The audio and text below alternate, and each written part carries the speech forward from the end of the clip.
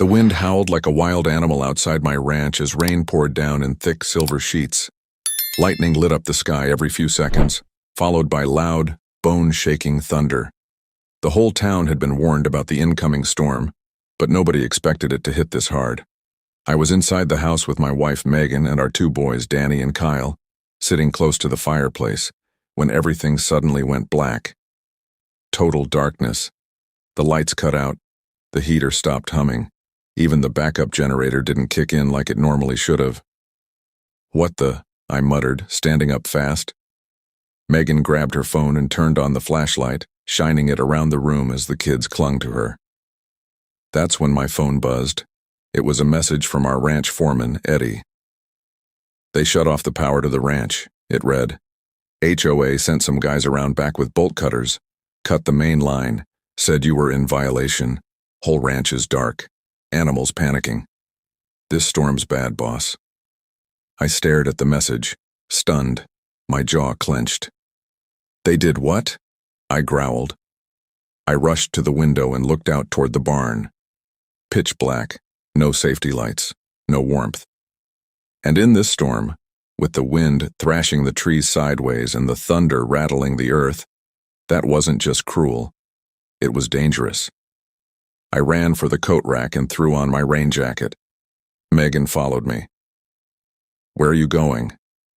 "I'm going to fix this," I said through clenched teeth. "They don't know who they're messing with." Because what the HOA didn't know, what no one in that smug little committee had even bothered to look up, was that I owned the local utility company. Yep. The same one that supplies electricity to every home in this community, including the HOA office, including every one of those committee members' houses. I took one last look at my frightened boys huddled near their mother. "They want to play dirty?" I muttered. "Fine. Let's see how they like the dark." But just before I opened the door, the wind slammed something hard against the porch.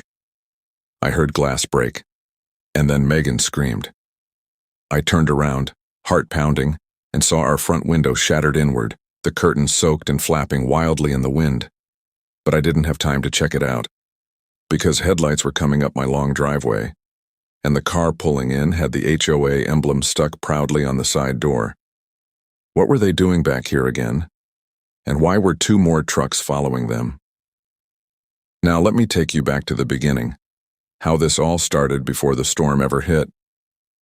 The trouble began 2 weeks earlier when I got a letter taped to the ranch gate. It wasn't mailed. It wasn't handed to me. Someone physically walked all the way to my front gate and taped it there with a bright pink sticker on it, like some kind of childish tantrum. It read, "You're in violation of HOA Rule 47C, non-conforming structure. Remove barn extension or face consequences." I laughed when I first saw it. First of all, my ranch was outside the HOA's jurisdiction. I made sure of that when I bought the land years ago. I didn't want to be bothered by lawn rules or mailboxes painted the wrong shade of beige. Second, the barn extension they were talking about. It was a temporary lean-to we built for some rescued animals we were housing. Strays mostly. Dogs, goats, even a few injured deer the local shelter couldn't care for during the winter. Nothing commercial. Just being kind. I called their office immediately. "This is Jake Foster," I said. "You folks dropped a note on my gate. Just letting you know. You have no authority here. I'm not part of your HOA." There was a long silence on the other end. Then a woman's sharp voice said, "We believe your property is still within the boundaries of the revised HOA map."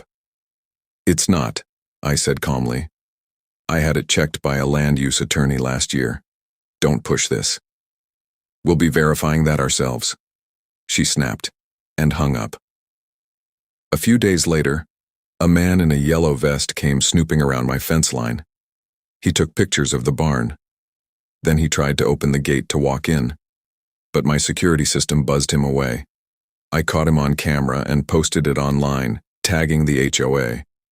That's when the real trouble began. First came the fines, ridiculous printed notices tossed on my driveway, charging me for imaginary violations like unauthorized fencing and noise pollution from livestock. Then they called animal control and claimed I was keeping illegal pets. That failed when the officer saw how well kept and documented everything was. But it wasn't enough for them. They wanted to punish me. I could feel it brewing. The HOA president, a smug man named Randall Knox, even showed up at the local farmer's market while I was selling produce and tried to shame me in front of customers. "You're setting a bad example, Jake," he said loudly. "No one is above the community rules." "Except I'm not part of your community," I said back, smiling. "And last I checked, feeding animals and donating vegetables to local shelters isn't a crime." He walked off, fuming. But something told me he wasn't done. The next day, my ranch sign was vandalized. Someone spray-painted "Rule Breaker" across it in red. I didn't even report it. I just fixed it and kept working.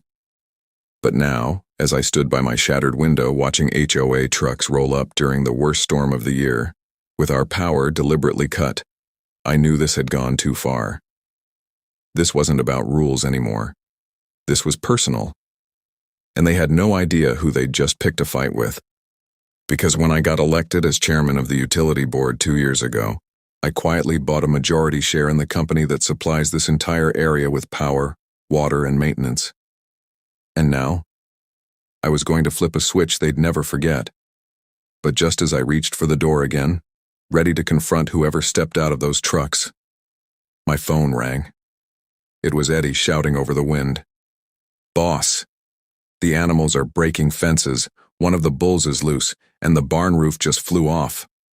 I froze. This wasn't just about revenge anymore. People and animals could get seriously hurt, and I had to decide, do I go outside and confront the HOA first, or do I head straight to the barn and save what matters most? And then came the loudest crash yet, followed by the sound of tires skidding, and a scream. A real one, from just outside the house. The scream outside jolted me like an electric shock.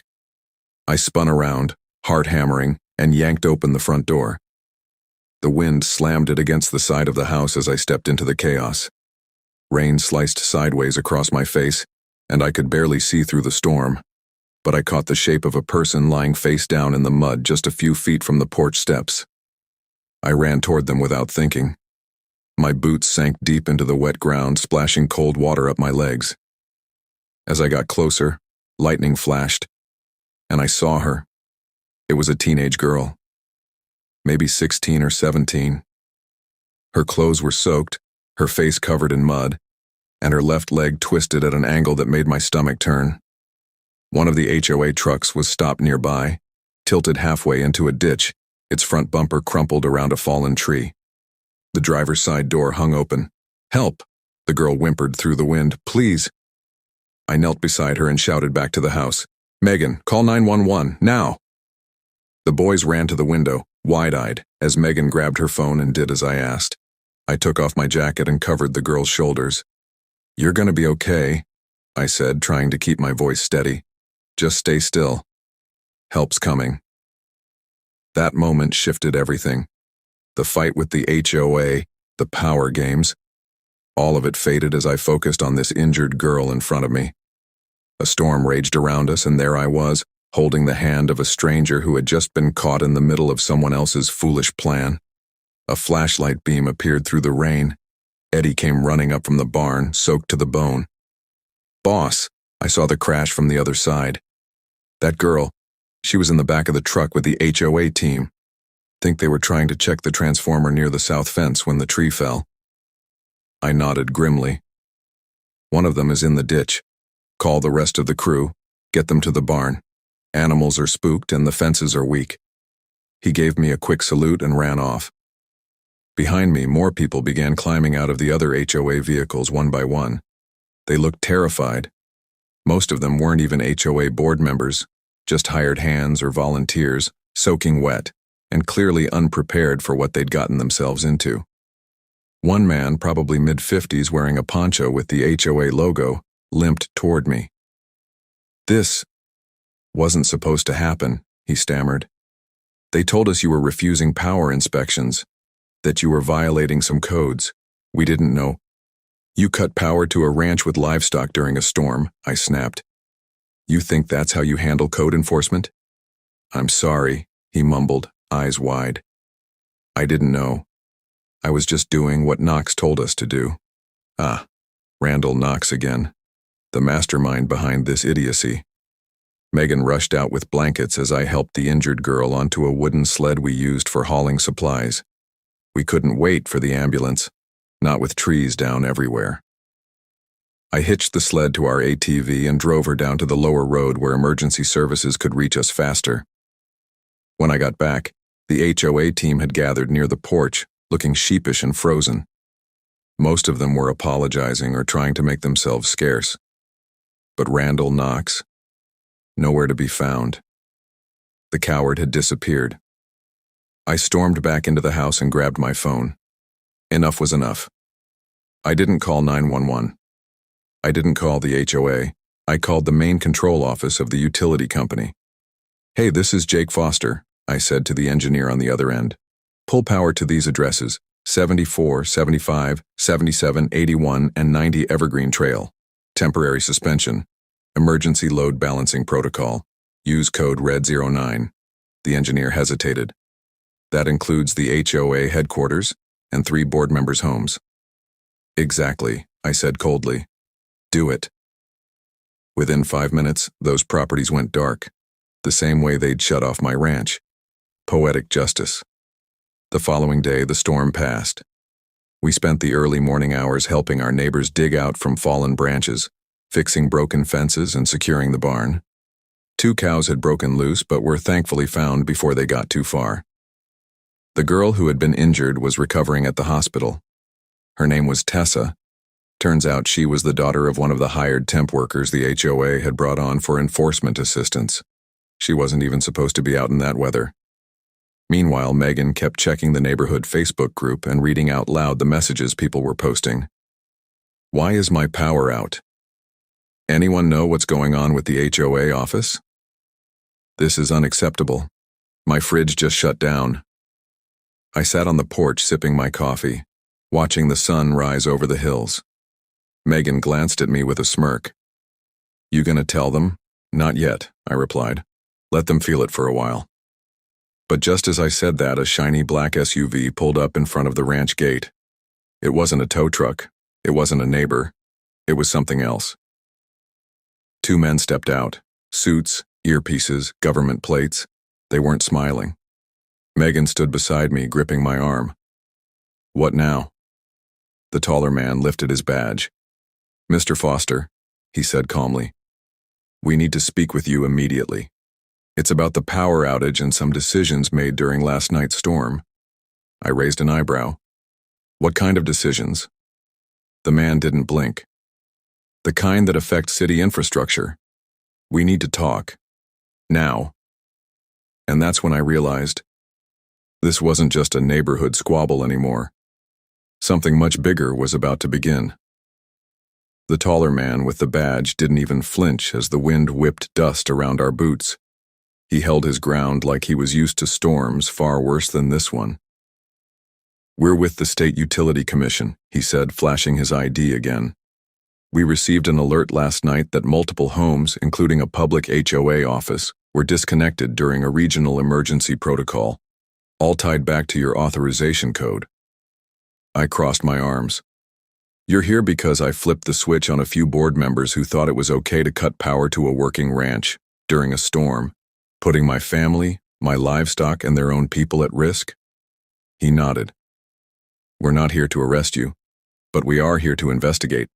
There's concern that your use of the Red 09 override code wasn't properly justified under state-level emergency guidelines. That's a serious issue, Mr. Foster." Megan stepped up beside me. "Are you kidding? Those people could have killed someone." The second agent, shorter, bald, with a notepad, finally spoke up. "We're not saying we agree with what the HOA did, but retaliating through infrastructure control raises flags, especially when it causes cascading blackouts. The HOA security building has a backup generator, but some of the homes affected had elderly residents, medical equipment, babies." I clenched my jaw. I hadn't considered that. I was too angry last night, too driven by what they did to us, to think about collateral damage. I didn't shut down the entire grid, I said carefully. Just 5 properties. Temporary. 15 minutes. All within legal thresholds under my emergency control authority. I've done this before, just never to civilians. That's the issue, said the taller one. These weren't commercial clients or facilities, they were private residences. I was targeted first, I said. That barn? It collapsed hours after they cut my power. We had animals inside. My sons were in that house with no heat, and one of their own, Tessa, nearly died when their truck slid into a ditch outside my property. The 2 men glanced at each other. She's in the hospital? The shorter one asked. Broken leg. Hypothermia. If I hadn't pulled her out, you'd be talking to a coroner right now. They were quiet for a while. Then the tall one nodded. We're going to file a report. We'll need written statements, photos, timestamps, everything you've got. We're not saying you're in the wrong, Mr. Foster, but we need to be thorough. This isn't over. And just like that, they turned and left. As the SUV rolled away, Megan turned to me. They're right, you know, she said softly. What Randall and the HOA did was disgusting, but don't become like them. You've always stood for doing things the right way. I sighed. She was right. As always. But this wasn't over. That afternoon, Eddie and I drove into town to check on the transformer where the HOA claimed they had inspection rights. Turns out, big surprise, it wasn't even theirs to inspect. The property line clearly placed it on my land, tied to my private grid. But someone had tampered with the panel. Badly. The wires had been stripped, casing left open to the rain. It was a miracle it didn't catch fire. I've seen cleaner work from raccoons, Eddie muttered. We reported the damage to the sheriff's office, who logged it as criminal trespass and vandalism. Still, no sign of Randall Knox. He hadn't shown up at the HOA building all day. Word on the street was that he was out of town. Coward. Back at the ranch, life was trying to get back to normal. The boys helped restack hay, and Megan baked cookies for the volunteers who showed up with extra tarps and nails. Neighbors, ones who weren't even that close, came to lend a hand. A few even admitted they never liked the HOA and wanted to know more about what really happened. That evening, just as the sun dipped low behind the trees, a sheriff's cruiser pulled up the drive. Out stepped Sheriff Darrell Wexler, a big guy with a slow drawl and a smart eye for trouble. "Jake," he said, tipping his hat. "Heard you had quite the rodeo up here." I laughed bitterly. "Yeah, and I'm still not sure if it's over." "Well," he said, pulling a folded sheet from his coat. "You might want to see this." He handed me an official report. Randall Knox's signature was scrawled across the top. It was a filed complaint. Against me. Claim: intentional sabotage of HOA infrastructure, unlawful control of regional electric supply, personal threats to HOA representatives. Sheriff Wexler raised a brow. He filed this 2 hours before vanishing. Seems like he's trying to cover his tracks. I couldn't help but laugh. He's accusing me of sabotage? After he sent people onto my land to cut my power lines? Wexler folded his arms. "We're launching an official investigation, but I'll tell you straight. I've known you for years, Jake. You're the guy who donates eggs to the food pantry and mows old Miss Clara's lawn when her kids forget to visit. But this is politics now. HOA board's full of snakes. Knox has friends in places you don't want to meet." I stared at the complaint form for a long moment. "Let them dig," I said. "I've got video, I've got evidence, I've got a hospital report from the girl they endangered. They want to play dirty? I've got cleaner hands and a bigger file." The sheriff nodded. "Just don't let it drag you down. You've got good folks depending on you." He climbed into his cruiser and left. I walked back to the porch and stood quietly for a while, watching the sunset. Megan joined me, wrapping a blanket around our shoulders. "You okay?"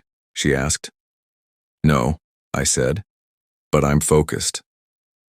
That night, I opened my laptop and started writing an email. Not to the HOA, not to the sheriff, to the state attorney general's office with everything I had: video, photos, statements, power grid records, and a timeline that showed the exact moment they cut us off, And exactly what happened afterward. I wasn't just fighting for my ranch anymore. I was going after the whole HOA. But just as I clicked send, a new message popped up on my screen. Subject, urgent, HOA internal leak. I clicked it. Inside was a single sentence. They knew it was illegal and did it anyway. I have proof. Meet me tomorrow. No name, no signature, no clue who sent it. Just a time, a place, and a trail that might change everything. The message had no sender name, just a burner email address with random letters and numbers. I stared at it for a long moment, my finger hovering over the delete key, but something stopped me. The words, they knew it was illegal, and did it anyway. That line hit me like a punch in the gut. Whoever sent this, they weren't guessing. They knew, and they were offering to prove it. The meeting place was strange, the old barn behind the decommissioned grain mill on Pine Hollow Road, just outside town. The time? 9:30 p.m. sharp. That was less than 24 hours from now. Megan sat across the table, quietly watching me. She could tell something was off. "You've got that storm's not over look," she said gently. I turned the laptop toward her and showed her the message. She read it twice, then looked up. "You think it's real?" "I don't know," I said. "Could be bait. Could be one of Knox's people trying to set me up. Or it could be someone trying to help," she added. "Someone tired of the HOA's garbage." I nodded. "Either way, I'm going." "Then you're not going alone." At exactly 9:20 p.m. the next night, I pulled into the cracked gravel lot behind the abandoned grain mill. The place looked like something out of an old western, dark, creaky, forgotten, but I knew it well. Before it shut down, it used to be one of my biggest corn buyers. Eddie sat beside me in the truck, a flashlight and walkie in hand. He wasn't happy about the plan, but he backed me anyway. "If this turns sideways, I'm calling the sheriff," he warned. "And if anyone so much as sneezes weird, I'm putting the truck in reverse." "Fair." I stepped out and walked toward the barn, boots crunching on loose stone. My breath puffed in the cold air as I reached the rusted door. It creaked open before I could even knock. Inside it was dark. One single hanging bulb swayed slightly from a beam above, casting long, shaky shadows. And then, from behind a stack of old hay bales, a figure stepped out. A woman. Late 30s, dark ponytail, jeans, and a windbreaker. She looked nervous but determined. "You're Jake Foster?" she asked. "Yeah," I said carefully. "Who are you?" "My name's Claire. I used to work for the HOA." My mind started turning. "Used to?" "I was a compliance officer," she said quickly. "Randall hired me last year. I only stayed 6 months. Thought I'd be helping with parking permits and garden disputes, basic stuff. But that's not what they're doing anymore." She pulled a folder out of her jacket and handed it to me. Inside were printouts, photos, and what looked like internal emails, all stamped with HOA letterhead. "Randall's been expanding HOA boundaries illegally," she said, quietly redrawing property maps claiming land that isn't theirs. "They've been forging community consent records and getting kickbacks from contractors who build fences and pave roads in those fake zones." I flipped through the pages, my stomach twisting. There it was, my ranch, drawn into a new zoning proposal, with the note, "Non-compliant structure, targeted for utility enforcement if objections persist." Claire pointed to that line. "This wasn't about a barn. This was about silencing you, making an example of someone who wouldn't play along." "They cut my power in a storm," I said quietly. "Endangered my kids, injured one of their own." Claire nodded. "And that's why I left. I couldn't be part of it anymore. I tried to talk to the board, but Randall controls everything. If you push back, you get blacklisted, or worse. But if you go public with this," she said, gesturing to the folder, "you can bury them." Before I could respond, a loud crack echoed from outside. Gunshot. Claire ducked, and I instinctively pulled her behind the nearest beam. My walkie crackled to life in my pocket. "Boss, someone just shot out the truck window. I'm circling around the mill. Get down. My heart thundered. Was it Knox? Had someone followed her? We waited in silence for what felt like forever. Then headlights swept across the far wall of the barn. I peeked out and saw Eddie's truck speeding around the side. "Let's move," I shouted, grabbing Claire by the arm. We bolted from the barn and dove into the truck just as Eddie hit the gas. A second gunshot rang out, hitting the ground just behind us. But we didn't stop. We drove like hell out of there and didn't slow down until we were halfway back to the ranch. Claire was shaking but alive. "You okay?" I asked, glancing at her in the back seat. She nodded. "They're scared, Jake. They're watching everything. Randall must have tapped one of my old devices." I looked at the folder in my hands. This was bigger than just the HOA. They were committing fraud, abusing power, and now, possibly attempted assault. Back at the ranch, we put Claire in the guest room under Megan's watch, and I scanned every page of her documents. By morning, I had 3 copies saved to USB drives. One would go to my attorney, one to the sheriff, and one that was going to a local reporter who'd been sniffing around the HOA for months. But just as I sat down to email the files, a new email popped up. Subject: Urgent Injunction. Stop all action. It was from Randall Knox, and attached, a court document. The HOA was suing me, full-blown civil suit, claiming I had stolen power, harmed public safety, and interfered with HOA governance. They wanted my ranch seized, and my control over the utility company stripped. I sat back in my chair, stunned. They were trying to take everything, but they didn't know. I wasn't going to fight this alone anymore, because I had something stronger than their lies, the truth, and a community that had finally seen their real faces. Still, I knew one thing for sure. If they were pulling legal moves this big, then Randall Knox was about to do something even worse. I could feel it, and I was right. Because 2 days later, I woke up to sirens, flashing lights at my gate, and a full SWAT team pointing rifles at my front door. I threw on my boots and ran out the front door with my hands raised high. "Don't shoot. This is private property," I yelled over the sound of tires crunching on gravel and radios crackling. The red and blue lights from the SWAT trucks lit up the entire ranch like a crime scene. Officers in full tactical gear surrounded the house, weapons drawn. One of them shouted, "Jake Foster, step forward slowly with your hands where we can see them." Megan was at the door behind me, holding the boys tight. She looked terrified. "I'm Jake Foster," I called out, keeping my voice calm.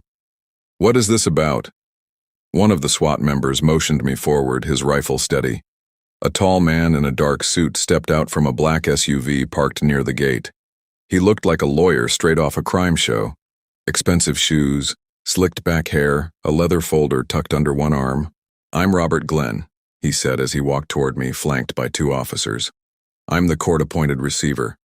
As of this morning, by emergency injunction, this property is under HOA supervision until pending legal matters are resolved." "What legal matters?" I asked, gritting my teeth. "The HOA filed an emergency lawsuit," Glenn said smoothly. "They claimed you illegally accessed and manipulated utility infrastructure, endangering the public. The court agreed that temporary control needed to be established. This ranch, the house, and all connected properties are frozen, effective immediately." "You sent a SWAT team for that?" I growled. "It was a precaution," Glenn replied coldly. "There were claims of threats, unauthorized firearms, and unstable livestock conditions. The judge felt it warranted action." I could feel my blood boiling. This was Randall's doing, a desperate move from a desperate man. And now my wife and kids were watching our home get invaded like we were criminals. "I have proof this is retaliation," I said, barely holding it together. "I have files, witnesses, whistleblowers. The HOA has been forging maps and sending people onto my land. One of them nearly killed a girl during that storm." Glenn raised an eyebrow. "Then I suggest you bring that evidence to court. In the meantime, you and your family need to vacate the house until the receiver completes a full inspection." "Where are we supposed to go?" Megan asked, stepping forward, her voice shaking. "We've arranged temporary lodging at the Sunridge Inn," he said, handing me a paper. "A patrol unit will escort you there now. Please cooperate, Mr. Foster. This doesn't have to get worse." Worse? They'd already cut my power, sued me, and now they were kicking my family off our own land. I took the boys' hands and led them inside. We packed what we could in under 10 minutes while armed officers stood guard on our porch. Claire helped carry out bags, her face pale and angry. "This is a setup," she whispered. "They're trying to erase the evidence before it goes public." I nodded grimly. "Then we need to move faster." We drove out with a police escort. As we pulled away, I looked back at the ranch, my ranch, now swarming with people in vests and suits. It didn't feel real. At the Sunridge Inn, I got to work. I emailed the full whistleblower file to my attorney, the state utility board, and that local reporter I'd been holding back on, Kristen Lively from Channel 14. She was known for biting back hard at corrupt officials, and if anyone could blow this open, it was her. By the next morning, it had already begun. Kristen aired a segment titled, "HOA Power Grab. Landowner accuses HOA of fraud and retaliation after storm cutoff." They played part of the barn surveillance footage, showing the HOA truck crew cutting power lines, then the time-stamped email from Randall Knox ordering it. The online response was instant. People were furious. Comments flooded the HOA's website. Who gave them the right? They endangered a child during a storm. I live nearby. This man always helped our community. This is sick. That same morning, my lawyer filed a motion to dissolve the court injunction based on fraudulent claims and endangerment of public safety. But while we waited for the court to act, things at the ranch took a darker turn. Eddie called from his truck, watching the property from the old fire road near the ridge. "Jake," he said quietly, "you're not going to believe what they're doing." "What now?" I sighed. "They're moving crates into the barn," he said. "Big ones, covered in tarps, not from any utility company I've ever seen." I zoomed in. They've got private contractor logos, not official. Some kind of shell outfit. My stomach dropped. "They're planting something," I muttered. "What do you want me to do?" "Stay hidden. Record everything." Meanwhile, Claire was digging into her old emails. She found something explosive, an internal HOA memo discussing a long-term development plan that included a luxury retreat center on reclaimed HOA land. And guess what? My ranch was marked as Phase 1. "They're trying to steal your land and flip it," Claire said. "That's what this whole thing is." It was never about rules, it was about greed. That night I met with Kristen Lively in person at her studio. She wanted to do a full sit-down interview. "You sure you want to go on record?" she asked. "This could blow the lid off the whole HOA." I looked into the camera as they began rolling. "My name is Jake Foster. I'm a rancher, a father, and a business owner. My land was stolen under false pretenses. My family was endangered. The people who are supposed to protect our neighborhoods have turned into predators, and I'm not going to stay silent." The interview aired live. Within hours, it went viral. People all over the country started sharing it. Ex-HOA members came forward, lawyers, victims of similar scams. And the pressure started building on Randall Knox. By the next day, the sheriff showed up again. This time, not to shut me down, but to investigate the HOA. And just when I thought the tide was turning, Claire got a message from an unknown number. She stared at it for a long time, then slowly looked up at me. "It's from one of Randall's people," she said quietly. "He says we have 12 hours to drop everything and walk away, or he's going to make sure you're never seen again." And then her phone buzzed again, with a live photo. It was my ranch, a drone shot, of my house, with red laser dots aimed at the window where my sons were playing. My blood ran cold. This wasn't just legal anymore. It was war. My whole body went numb. The drone photo, taken just minutes ago, showed those red laser sights like glowing dots of pure evil hovering over my son's playroom window. I snatched the phone from Claire, staring at it, rage bubbling in my chest. They were threatening my kids. "This is beyond anything," Megan whispered, eyes wide with fear as I showed her the picture. "Jake, we have to get them out of here." I nodded, already calling Sheriff Wexler. "Daryl, they've gone too far," I barked into the phone. "They're using drones, targeting my family. I just got a live threat. I'm texting you the photo now." There was a pause on the line. Then the sheriff answered, low and serious. "Stay exactly where you are. I'm sending my deputies to you, and I'm dispatching 2 units to the ranch right now. If this is what I think it is, we're about to bring the hammer down." Within 10 minutes, law enforcement arrived at the Sunridge Inn in force.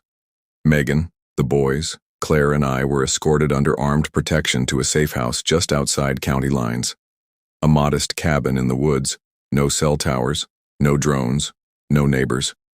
While deputies secured us, Eddie sent me a text. "Jake, I stayed hidden. I followed the trucks. You won't believe where they went." He dropped a pin. Not on HOA grounds, but on a remote warehouse just outside city zoning. A place known for shady dealings. No cameras, no paperwork. I forwarded the info to Wexler, who already had a warrant ready thanks to Kristen's story and the stack of evidence we'd shared. The sheriff was tired of the HOA's reign of fear, and with this drone threat, they had crossed a line even the most corrupt judge wouldn't defend. Meanwhile, Kristen's second interview aired that night. This time she included Claire and the screenshots. The fake HOA expansion map, the altered land use documents, the financial records showing kickbacks to board members from shady construction firms. Claire's testimony on live TV was calm, steady, and absolutely damning. "The man behind all of this," she said, "is Randall Knox. He has been orchestrating a land grab disguised as code enforcement, and when Mr. Foster refused to give in, they retaliated." Across the nation, outrage exploded. Free. The ranch trended online. Civil rights attorneys offered their services for free. Even a U.S. senator commented, demanding the HOA be investigated for abuse of power and endangering citizens. The next morning, just after dawn, the sheriff's department raided the warehouse Eddie had tracked. What they found? Enough to shatter the HOA's operation permanently. Stacks of equipment, surveillance drones, bolt cutters, forged signage, blank HOA violation slips, even a binder labeled ranch strategy. Inside it, pictures of my house, my barn, my family. That was it. Game over. Wexler moved fast. Randall Knox was arrested later that evening trying to flee the state. He was found at a private airport with a duffel bag stuffed with cash and fake IDs.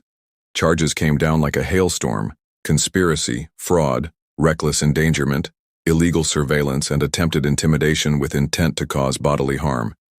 His entire board resigned within 24 hours. The emergency court injunction was dissolved instantly. And my ranch? Restored to me without a single condition. The first thing I did when we returned was walk to the front gate, pull down the fake HOA warning sign they'd nailed in weeks ago, and toss it in the fire pit. Neighbors lined the driveway. People I barely knew brought warm food, tools, and hugs. Even the mayor visited to apologize. But it was the quiet moments that meant the most. When my boys played again in the yard without fear. When Megan slept through the night without checking the locks 3 times. And when Eddie stood beside me in the barn and said, "You never backed down, boss. That's what made the difference." Claire stayed in town. The community helped her find work at a nearby law firm that had taken an interest in helping others wronged by HOA corruption. She was a hero in her own right, and she saved more lives than she'll ever know. As for Kristen Lively, she won a journalism award 6 months later. Her 2-part HOA expose series became required viewing in media schools across the country. And me?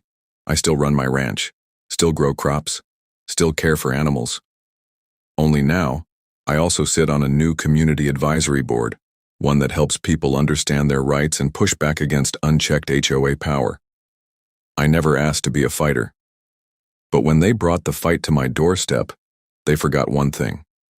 You don't mess with a man who owns the power grid, and you definitely don't threaten his family and think you'll get away with it. If you enjoyed this story, hit that like button, drop your thoughts in the comments, and subscribe for more jaw-dropping HOA battles and true-life tales from America's backyards. Stay tuned. More shocking stories are coming your way on this channel.